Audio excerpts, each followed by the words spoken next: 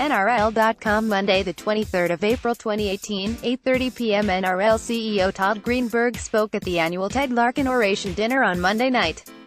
Below is his speech in its entirety. Also speaking was Peter Leahy, who served 37 years in the Australian Army. His speech is printed below. Todd Greenberg. Good evening, ladies and gentlemen, and welcome to an evening of remembrance. And I begin by acknowledging the people on whose lands we meet tonight, the Gadigal and Bidjigal people of the Eora Nation and their elders past and present. As always in approaching another Anzac Day, we have some people in the room that I'd like to acknowledge. Lieutenant General Peter Leahy RTD, Chair of Invictus Games Sydney John Sullivan. Now two women who share an enduring link this week, current serving members of the Defence Forces and also current Gillaroos players, Meg Ward and Alicia Quinn, are many friends from the Australian Defence Force. RSLNSW President James Brown, Invictus Games CEO Patrick Kidd, Foxtel CEO Patrick Delaney, Telstra Co Robin Denholm, and Media and Marketing Executive Joe Pollard, current and former members of Parliament, NSWRL CEO David Trott, and Australian Rugby League commissioners and executives. Thank you all for joining us at the 4th annual Ted Larkin Oration Dinner, one of the most unique and special nights on our calendar. This is a real highlight for the game of rugby league, as we look to commemorate Anzac Day and capture the essence of remembrance. It's an intimate night when we can share some incredible stories which have linked both our sport and military service in the past. Ted Larkin, as we know, is an incredible, enduring example. Ted was involved in the formation of rugby league in 1908 and by 1909 was appointed as the first full-time secretary of the NSWRL, serving in that role until 1913. But he was far more than that. He was a member of Parliament and earmarked as a future premier, a remarkable and successful man in many facets of his life. But like many young men, he chose to leave his life in Australia behind, embark on a journey to serve his country on foreign soil. He left Australia in October 1914, destined for Egypt first and ultimately Gallipoli. Sergeant Ted Larkin landed at Gallipoli on April 25, 1915. And within hours he was tragically killed by Turkish machine guns as he led his men towards what is now known as Lone Pine. It is always hoped that through the Ted Larkin Oration, we are able to reflect on some of the values shared by both our sport and by the Defence Forces. Our sport is inclusive. Our sport is united. Our sport is disciplined. We never aim to compare war with the feats on the football field, but those beliefs that we have can certainly be shared between rugby league and the Defence Forces. At this time of year, our sport is also a powerful tool to bring the sacrifices of so many to the fore, and to appropriately remember and recognize those sacrifices. Another example will be the Invictus Games, which will highlight the healing powers of sport in the most inspirational of circumstances. It is certainly a privilege of ours that we are able to use the reach of the NRL's Anzac round to further highlight these stories and the incredible feats and sacrifices which have been carried out on the battlefield, and which will be highlighted on the sporting field in October this year. Peter Leahy AC is the chairman of the Invictus Games Sydney 2018, and I'm very honored to say will be delivering this evening's Ted Larkin Oration. Peter served in the Australian Army for 37 years, concluding his career with the rank of Lieutenant General after a 6-year appointment as the Chief of Army. Since leaving the Army, Peter has joined the University of Canberra as a professor and the Foundation Director of the National Security Institute. He truly captures the essence of what this evening should be about, highlighting sport's ability to remember and recognize incredible achievements and sacrifices. Thank you, Peter, for joining us and agreeing to deliver this year's oration. It is a privilege to be able to hear, share and be inspired by your story and the stories which will be celebrated through the Invictus Games Sydney 2018. We will also hear from a dear friend of the game, John Sullivan, who shared his reflections on the leadership values that transcend the Defence Force and rugby league with our staff last year. His words were so moving that I said at the time I would love him to join us for next year's Ted Larkin Oration. I'm very thankful that he has accepted the invitation. John served the Australian Army in Korea, Malaysia and Vietnam. He has served at all 3 tiers of government, as Mayor of Narrandera, federal member for Riverina and state member for Sturt.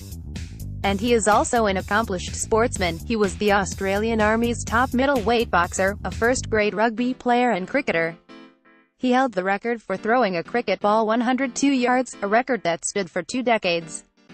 As a keen cricketer, I was hoping to see his strong arm, but John tells me his sporting prowess today is confined to cheering on the Narrandera Lizards rugby league team these days. Thank you, John, for again coming to Rugby League Central to share your thoughts on the values that Ted Larkin lived and breathed as a great community servant, sportsman and military leader.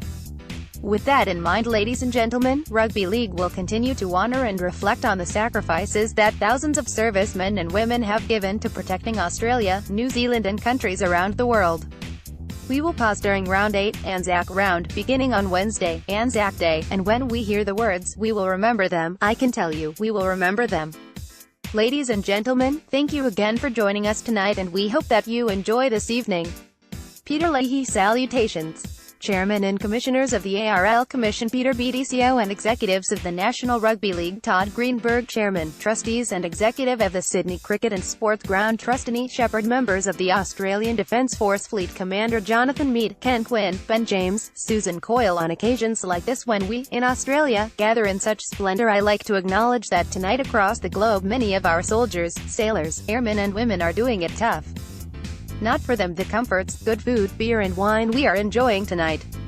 Many of them are very likely in mortal danger. They are probably wet and cold or hot and sweaty and certainly missing their loved ones. I think we should acknowledge their service and commitment to Australia and their sense of purpose in keeping us safe. This week in the lead up to Anzac Day, it is right that we remember our servicemen and women who have served the nation for more than a century. We do not celebrate war but commemorate their efforts and service to Australia. We honor those that have fallen in the service of Australia. We also honor the men, women and children who have been impacted by service, and remember the incredible people who have served and still serve in our nation's defense forces. As you have so properly acknowledged by establishing this dinner, thinking of Ted Larkin, one of the greats of rugby league, allows us to ponder the nature of service, of courage, of endurance, of mateship and of sacrifice. As a sportsman, policeman, justice of the peace, MLA and a man involved with hospitals, Ted was a man of his community. Ted knew his duty, he knew what was right. As Peter Fitzsimons said in the Sydney Morning Herald in April 2014. Within a fortnight of the outbreak of the war, Larkin and his older brother Martin had joined up with the 1st Battalion of the Australian Imperial Force. It was his duty, he said, to set an example to other sportspeople to do the right thing and fight for the country. He refused a commission to be an officer, not feeling himself qualified, and wanting to stay close to the men. We all know that Sergeant Ted Larkin died on Pine Ridge at Gallipoli on the 25th of April 1915. His name is on the Roll of Honour at the Australian War Memorial, where he is joined by 102,824 other Australians who have died in the service of our nation. We are right to remember Ted as it helps us understand how we can be better Australians. Better Australian on the sporting field, better Australians on battlefields, but most importantly just better Australians. Tonight, if we are prepared to listen, Ted is shouting at us. He shouts across the years that leadership, adherence to values, commitment, teamwork, courage, initiative and perseverance will make us better Australians. I think there is a lot we can learn today as a broader Australian community from the performance of those very many Australians who are and are proud to call themselves diggers. In many ways the story of the Army is a story of heroes and larrikins. It is above all a story of leadership. There is no doubt that Ted Larkin was a leader. He went first, he showed the way and he put his community above himself. It's been one of the great privileges of my life to meet our Anzacs across many generations. I have traveled first-hand with the veterans of WW1, WW2 on the battlefields of their youth. I grew up in the Army with the veterans of Korea and Vietnam, and I am enormously proud of what the Australian Defence Force has done on our modern-day battlefields of Cambodia, Somalia, Rwanda, East Timor, Afghanistan and Iraq. I can assure you the spirit of Anzac is alive and well today. My first experience with our veterans was in September 1993. This was the 75th anniversary of the battles of the Western Front, and I accompanied 14 old diggers over 10 days across France. They were all in their 90s, but age had little bearing on them. They were on the piss from the moment they got to Paris. My first introduction to them was on entering the Hilton Hotel in Paris. It was very late in the evening, they had just arrived and 3 of them were attempting to escape the hotel. Standing in their way was the tour doctor, who also happened to be the Prime Minister's doctor. Great name for a doctor, Graham Killer. They were insisting loudly that they were off to the Faubourgs. They announced that the last time they were in Paris it was 2/6 to get in and they thought it was really good value. "Get out of the bloody way," they said to the doctor.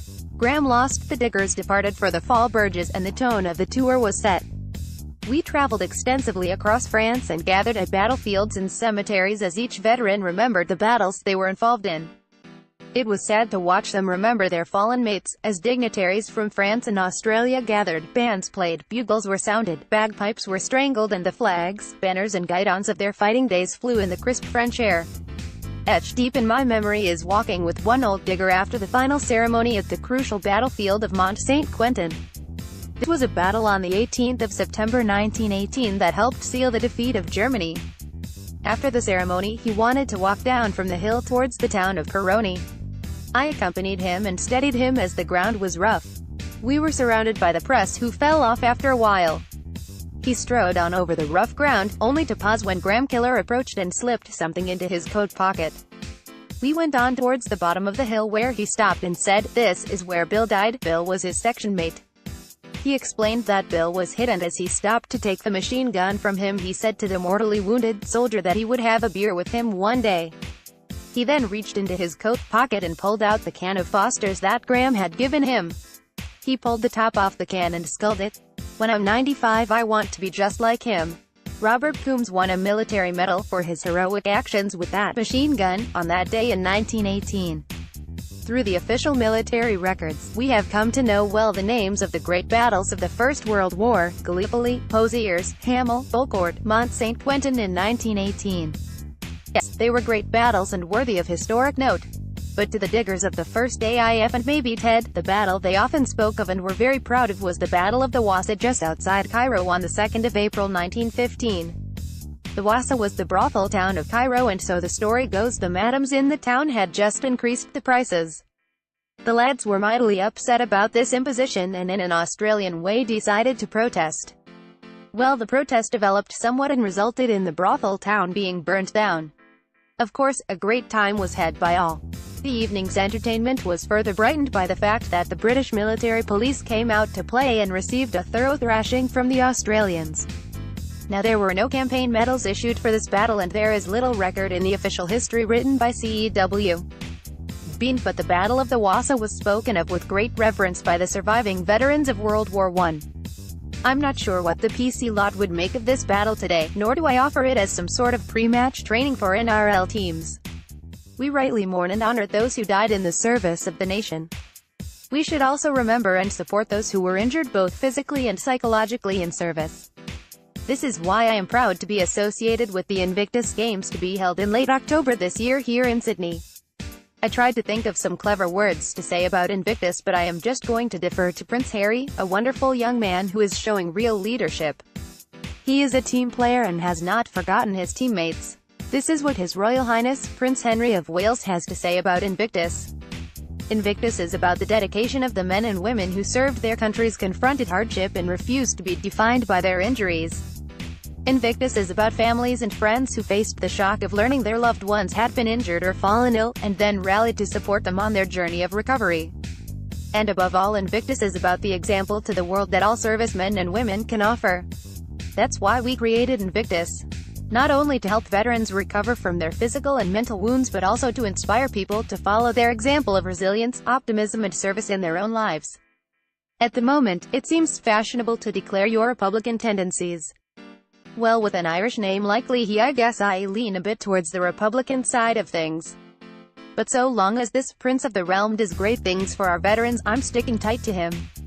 Like Prince Charles said of him at a dinner in Sydney during his previous visit, he's a good egg. I agree, and I'm proud to be associated with the Invictus Games to be held here in Sydney from 20 to the 27th of October.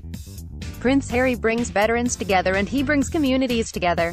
We are already seeing the impact of these games and have brought together a great team of partners from government, business, and the not-for-profit sector who are making a difference to help drive the legacy of these games around a common purpose: the rehabilitative benefit of sport, the celebration of the spirit of those involved, and the desire to shift perceptions in our community about those that serve.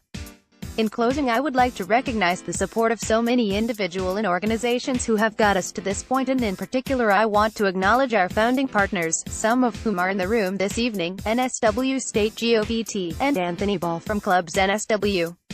I would like to acknowledge James Brown from RSL NSW, who have recently joined the team. These are the partners that represent Grassroots Australia that will embrace these games and the 500 competitors from 18 nations and their families. We now find ourselves with days to go. We are on the home stretch. Ladies and gentlemen, it's game on down under. Corporate